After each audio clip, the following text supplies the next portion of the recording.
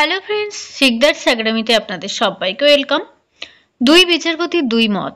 পার্থ সহ 5 জনের মামলা যাচ্ছে তৃতীয় বেঞ্চে। বাকি চারজন অভিযুক্তের জামিন হলো। চলুন এ বিষয়ে আমরা বিস্তারিত জেনে নিই। দুই বিচারপতির দুই মত। একজন সকলের জামিন মঞ্জুর করলেন, অন্যজনের নির্দেশে আটকে গেল 5 জনের জামিন। ফলে তাদের জামিন মামলা এবার যাচ্ছে কলকাতা হাইকোর্টের তৃতীয় বেঞ্চে। কলকাতা হাইকোর্টে বিচারপতি অরিজিৎ বন্দ্যোপাধ্যায় এবং বিচারপতি অপূর্ব সিংহ রায়ের ডিভিশন বেঞ্চে বুধবার রাজ্যের প্রাক্তন শিক্ষামন্ত্রী পার্থ চট্টোপাধ্যায় সহ 9 জনের জামিন মামলার রায় ছিল। দুর্গাপুজোর আগেই শুনানি শেষ হয়েছিল, কিন্তু রায়দান স্থগিত ছিল। মঙ্গলবার দুপুর 1টা নাগাদ সেই মামলার রায় পড়ে শোনান দুই বিচারপতি, কিন্তু সেই সময় দেখা গেল দুই বিচারপতির ভিন্ন মত। রায় পড়ার শুরুতেই বিচারপতি বন্দ্যোপাধ্যায় জানান, এই মামলার রায়ে দুটি ভাগ রয়েছে, ফলে ফলাফল একই। তারপরেই বিচারপতি বন্দ্যোপাধ্যায় জানান, তিনি সকলের অর্থাৎ 9 জনের জামিন মঞ্জুর করেছেন, কিন্তু বিচারপতি সিংহ রায় ভিন্ন মত দেন। তিনি সকলের জামিন মঞ্জুর করেননি। 9 জনের মধ্যে 4 জন কৌশিক ঘোষ, শেখ আলী ইমাম, সুব্রত সামন্ত রায়, চন্দন মণ্ডল জামিনের আবেদন মঞ্জুর করেন বিচারপতি সিংহ রায়।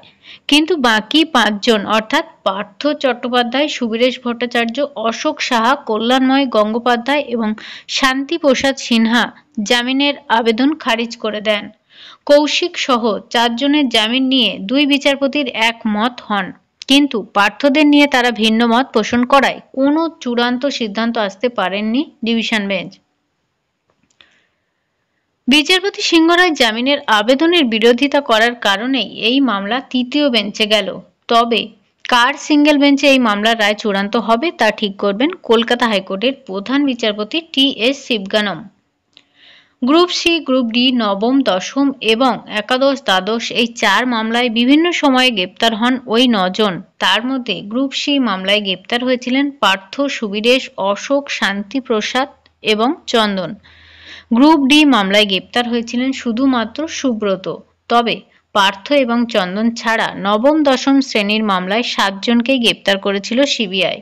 একাদশ, দ্বাদশ শ্রেণীর মামলায় শুধু গ্রেপ্তার হয়েছিল শান্তিপ্রসাদ সিনহা। 2022 সালে আমরা দেখেছি যে 23শে জুলাই নিয়োগ দুর্নীতি মামলায় পার্থকে গ্রেপ্তার করেছিল ইডি। পরে অবশ্য তাকে হেফাজতে নেয় সিবিআই। জামিন চেয়ে এর আগে একাধিকবার হাইকোর্টে এবং সুপ্রিম কোর্টের দ্বারস্থ হয়েছিলেন পার্থ চট্টোপাধ্যায়ের আইনজীবী। হাইকোর্টের সিঙ্গেল এবং ডিভিশন বেঞ্চ খারিজ হয় প্রাক্তন শিক্ষামন্ত্রীর আবেদন। এর আগে ইডির মামলায় জামিন চেয়ে কলকাতা হাইকোর্টের দ্বারস্থ হয়েছিলেন পার্থ চট্টোপাধ্যায়।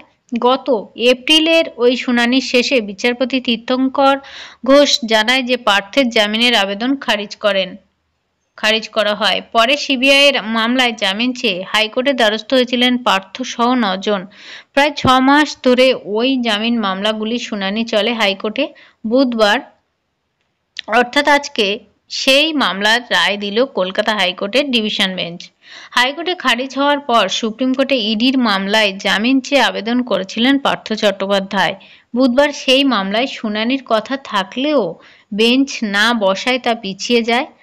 দিন কয়েক আগেই প্রাথমিক নিয়োগ মামলায় পার্থকে গ্রেপ্তার করেছিল সিবিআই। সেই মামলায় জামিন চেয়ে ইতিমধ্যে সিবিআইয়ের বিশেষ আদালতে আবেদন করেছেন রাজ্যের প্রাক্তন মন্ত্রী। নিম্ন আদালতে সেই মামলার ও শুনানির চল। তো বন্ধুরা, বুঝতেই পারলেন যে এই ছিল আজকে ভিডিওর মূল বিষয়বস্তু। পার্থর কিন্তু কোনোভাবেই পার্থ চট্টোপাধ্যায় যে ইডি তাকে যে গ্রেপ্তার করেছিল